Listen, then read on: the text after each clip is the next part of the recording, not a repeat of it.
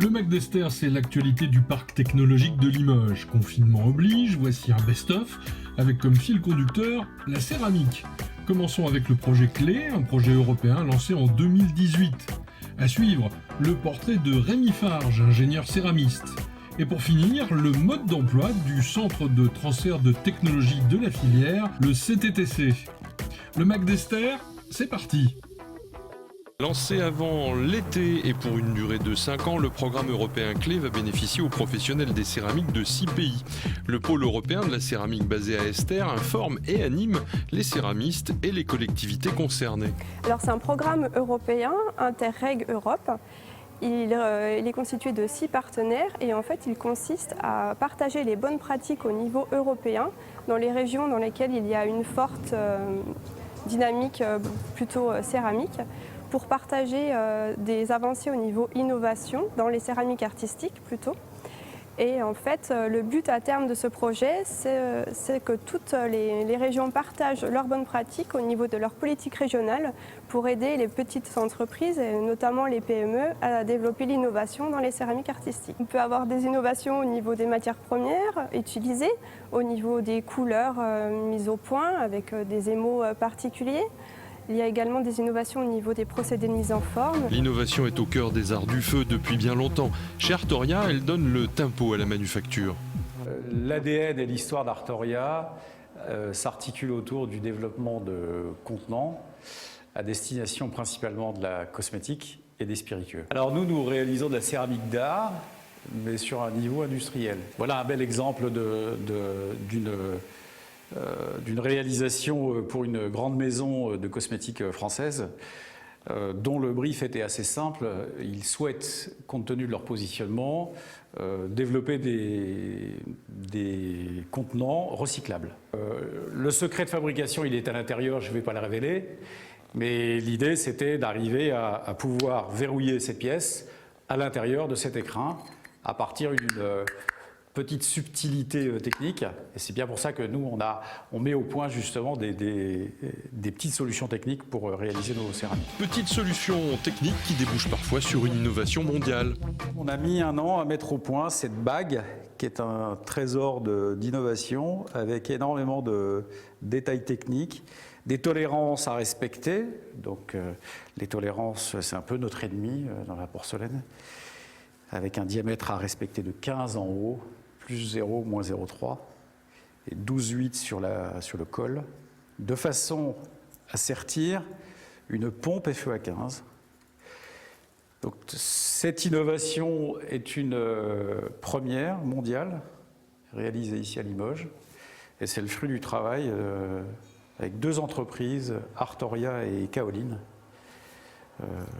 qui réalisent ces pièces de pressage Kaolin en Basac. De la recherche et développement à l'expédition, en passant par toutes les étapes de fabrication, l'entreprise a choisi d'intégrer tous les départements et métiers nécessaires. On couvre toutes les étapes de la fabrication.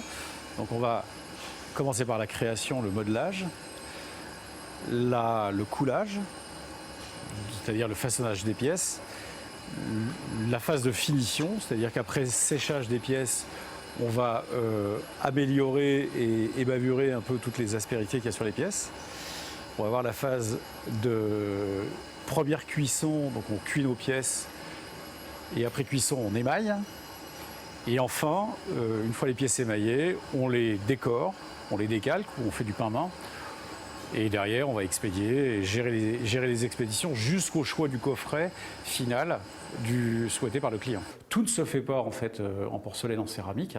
On est sur un matériau vivant, extrêmement rebelle, à partir d'une cuisson de pièces identiques, on peut avoir des résultats très très différents. Le programme clé est ouvert, pas de critères de taille pour les structures souhaitant participer. Ce programme est ouvert à toutes les entreprises de la Nouvelle-Aquitaine spécialisées dans la céramique et plus particulièrement dans les céramiques artistiques. On va pouvoir aider notamment la région Nouvelle-Aquitaine à développer de nouveaux programmes politiques pour développer la filière. Donc à terme, ce sera plutôt la région qui pourra aider les entreprises pour développer l'innovation dans les céramiques artistiques.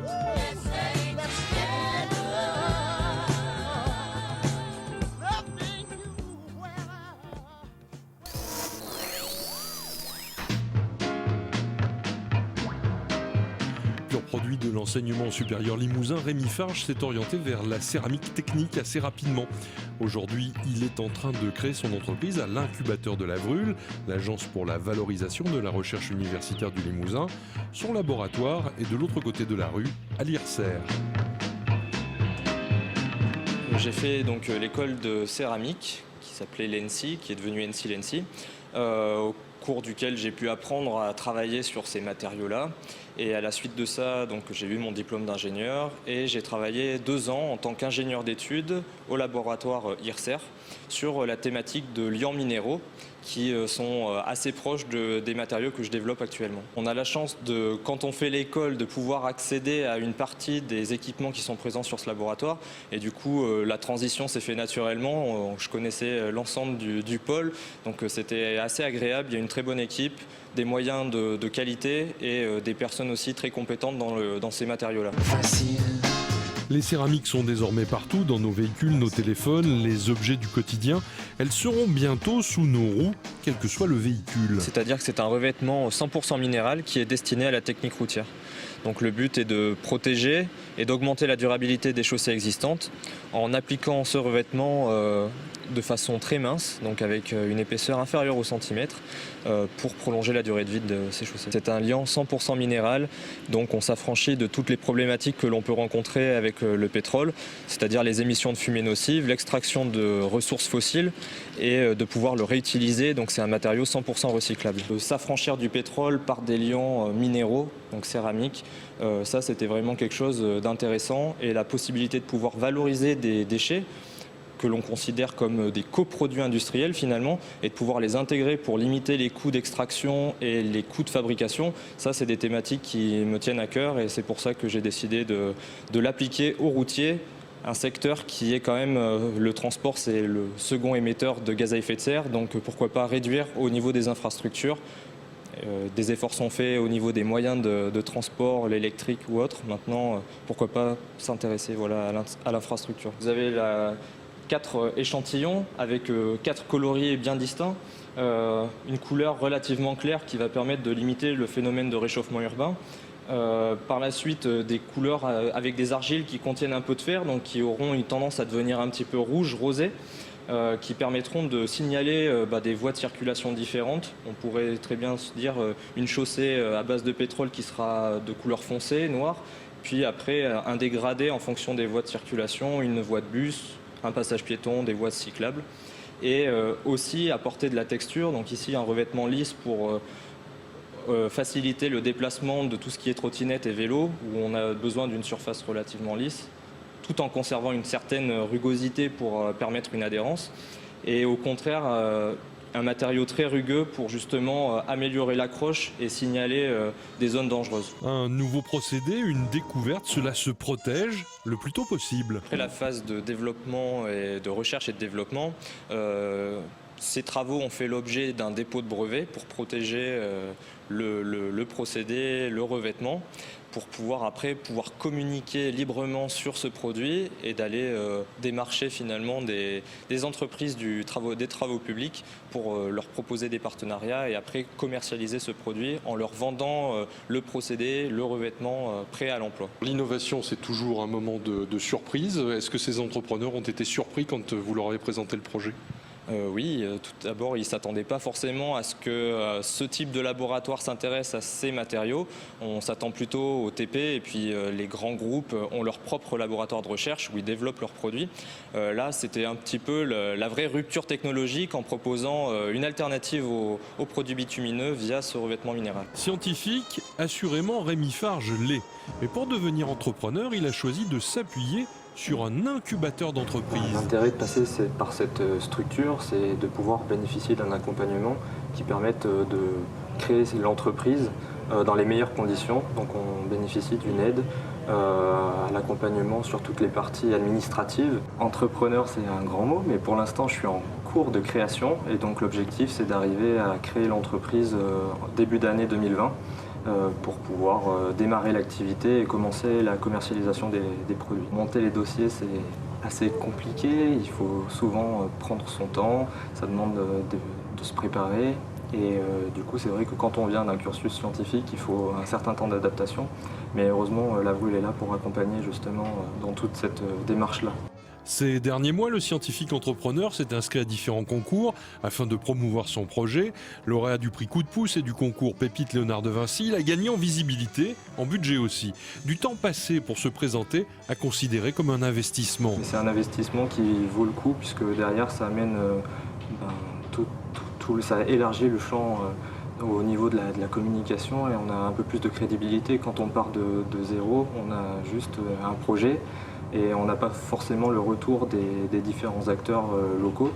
Et là, le fait de participer, ça permet d'avoir une certaine reconnaissance et une crédibilité plus concrète finalement pour aller démarcher des structures comme BPI ou différentes banques pour après pouvoir grandir.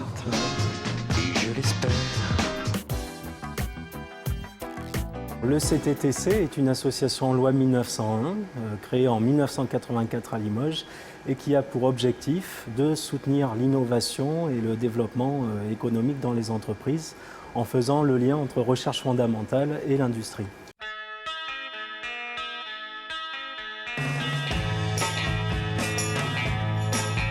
On a deux grands types d'actions. La première, c'est de ressourcer nos technologies, développer des nouvelles technologies.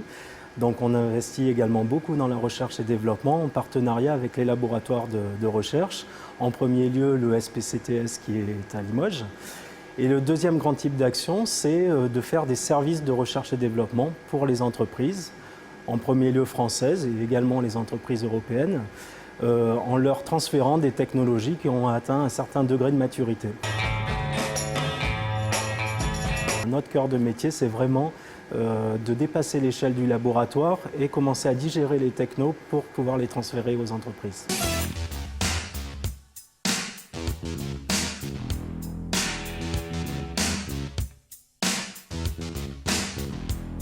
Et donc on utilise des procédés chimiques avec des bases, donc de l'ammoniac dans ce cas-là, pour précipiter la poudre à des températures et des pH contrôlés. Alors pour que vous compreniez le procédé, on a reproduit, et je vais te laisser faire Jérôme, une méthode de synthèse, pas sur de l'hydroxyapatite mais sur un autre matériau, de précipitation. Donc là j'ai besoin d'un volontaire qui va essayer de nous fabriquer de la poudre. En 30 ans, c'est certainement la première fois qu'on le fait. Pour nous, ça demande une organisation particulière pour éviter que nos sujets confidentiels soient mis à jour.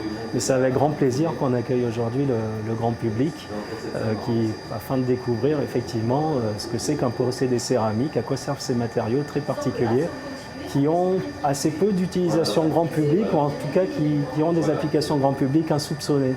Par exemple, les filtres à particules qui sont aujourd'hui connus, qui sont des matériaux céramiques.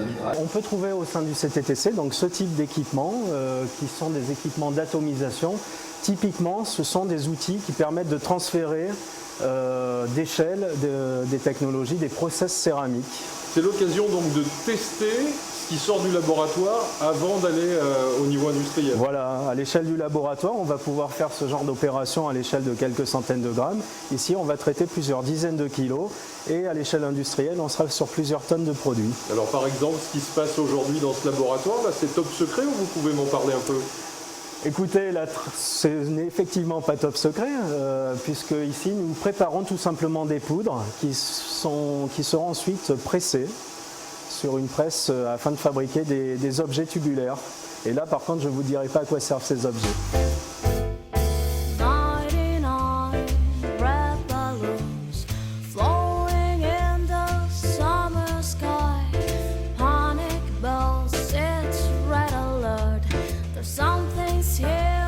Alors dans ce laboratoire, on va faire la synthèse de poudre. C'est absolument essentiel dans notre métier.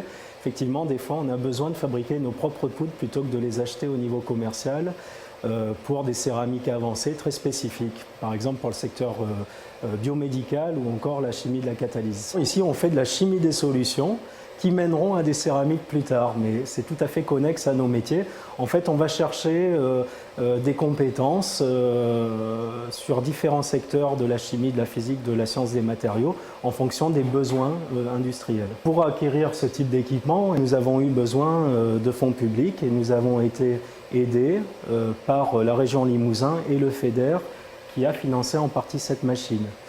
À côté de ça, on a besoin aussi d'apporter de l'autofinancement, bien sûr, et là, le CTTC réalise des prestations de services qui lui permettent d'équilibrer ses comptes. Chaque année, nous avons un chiffre d'affaires privé entre 1,2 et 1,4 million d'euros, avec 80 à 100 clients par an.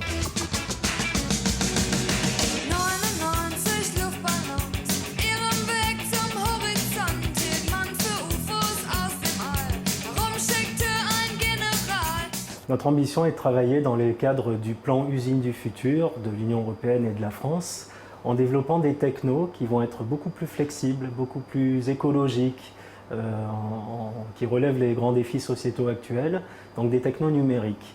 Donc dans cette pièce, par exemple, nous sommes en train de développer une nouvelle technologie en lien avec le SPCTS et puis la société Ceradrop, qui permet de fabriquer des céramiques sans traitement thermique.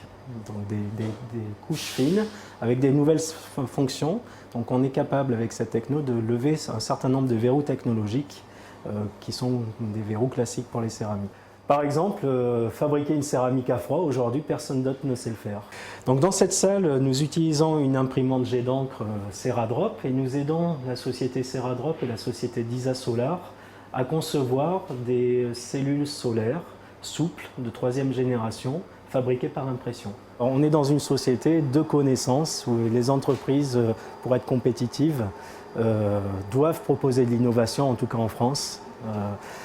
Donc c'est extrêmement important de maintenir un haut niveau de savoir-faire, de proposer des nouvelles idées, et là on a des choses à apporter. Nous avons une quarantaine de projets de R&D par an, et tout ça, ça sert à maintenir l'effort dans l'industrie française sur les technologies céramiques. Le Mac d'Esther, c'est déjà fini. Rendez-vous dans un mois.